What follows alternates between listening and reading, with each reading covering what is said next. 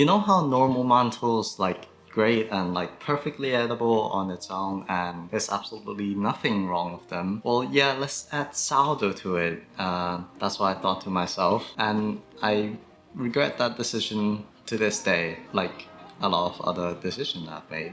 But I made sourdough mantou, and here it is. Here it is. Yeah.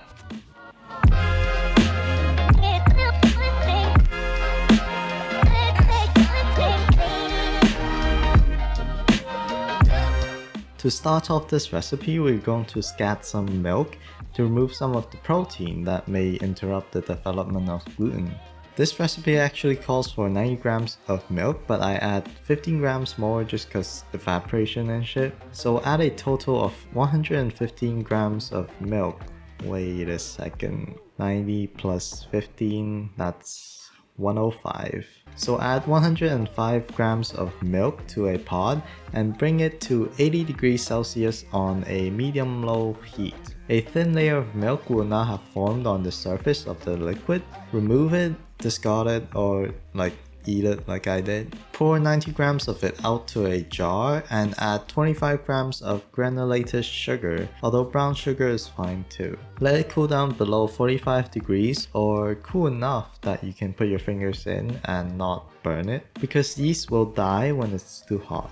Now this sourdough starter has been quite the bitch and is the root of most of my pain while developing this recipe. And while you may be happy hearing that I was in pain, it delayed the video as it wasn't getting active enough to love on bread, or rice bread in peasant's term. But it finally got there after feeding it twice a day with a 1:1:1 ratio of flour, water and starter for 5 days continuously.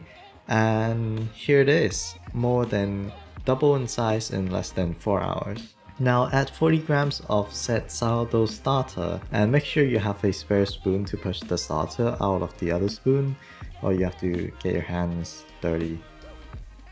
Yeah. Now just stir it to incorporate the starter into the liquid. In a bowl, add 180 grams of all-purpose or plain flour, or in my case forgetting the measurements to my own recipe and had to check it on my phone.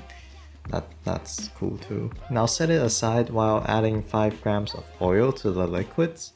And on the side, prepare 0.2 grams of lye water or alkaline water, but this is optional. I just find that the ripe starter are a little bit too sour for Mantous, and 0.2 grams is just the right amount for a little bit of sourness in the Mantous. Now make a hole in the flour and pour in the liquid, including the lye water if you chose to use it. Slowly mix everything together, and when it roughly forms a dough ball, put it onto your preferred kneading surface and start kneading until it gets smooth. And also don't forget to stay hydrated because it was like 33 degrees that day.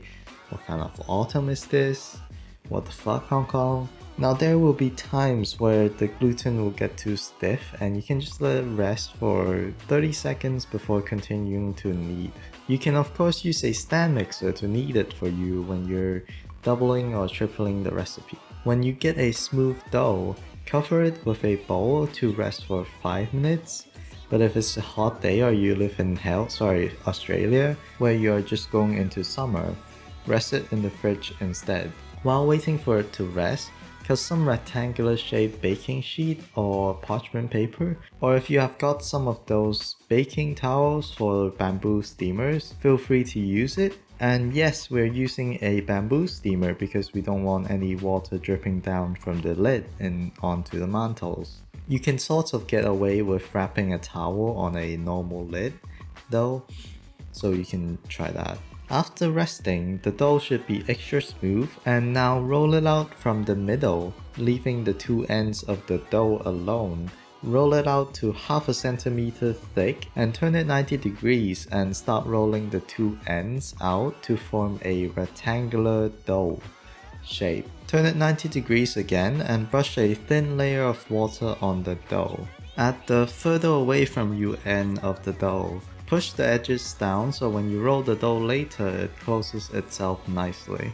Lightly brush that with water and start rolling the dough tightly to form a log of dough. Now roll the dough out from the middle towards both ends, making the dough longer and narrower until it reaches 3.5 centimeters in width. Now cut the dough into 8 equal pieces using a sharp knife because a bench scraper will push down the dough too much, being less sharp. Link in the description for where I get my knives. What? Nothing. The mantou should look something like this after being cut, and look at those beautiful, nicely defined lines of dough. Now prepare your preferred container of water for the steamer ready, and place all the mantous inside the bamboo steamer. Cover and ferment for 3 hours. Fermented mantou will look a little puffy when fueled top down compared to before. Now bring the steamer to a simmer on a medium-high heat and start a counter for 10 minutes. And do not open the lid during those 10 minutes. Turn off the gas after that and don't open the cover for another 10 minutes to avoid any water dripping down when you open it. After painfully holding back your urges to open it, you can finally open the lid to see the fruits of your labor, and they should look nice and smooth and have puffed up quite a lot due to the heat from the steam. You can also make a whole wheat version of this. Just simply switch out 100 grams of the 180 grams of flour to whole wheat flours.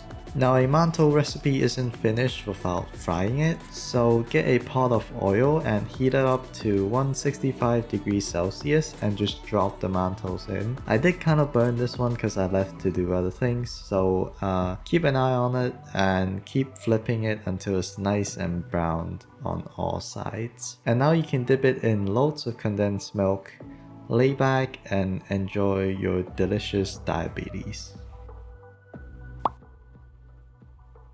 Hi, it's me again. If you want to store these mantous for like long term, you can freeze them and re-steam it whenever you need it. And that's all I have to say about the mantou. And I am gonna go. Bye. Thanks for watching.